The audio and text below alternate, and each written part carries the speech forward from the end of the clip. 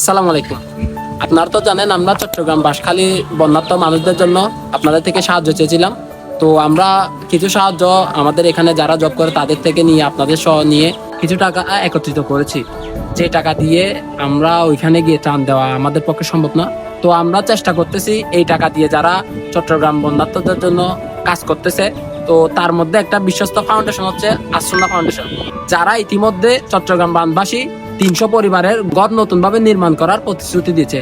তো আমরা চাই এই টাকাটা ওই কাজে ব্যবহৃত হোক আসুন্না ফাউন্ডেশনের মাধ্যমে, কারণ আমরা চাই আপনাদের আমানতটুকু সঠিক জায়গায় সঠিকভাবে ব্যবহার হোক। আপনাদের টাকা আমরা কোথায় দিচ্ছি না দিচ্ছি সেটা দেখানো আমাদের নৈতিক দায়িত্ব।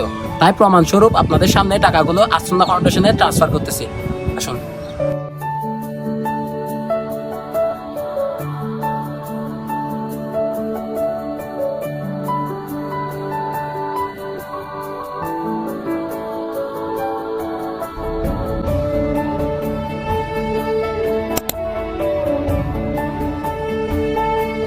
তো আপনারা তো দেখলেনই, আপনাদের সামনে আসুন্না ফাউন্ডেশনকে যা টাকা আমরা একত্রিত করেছি সবই দিয়ে দিছি।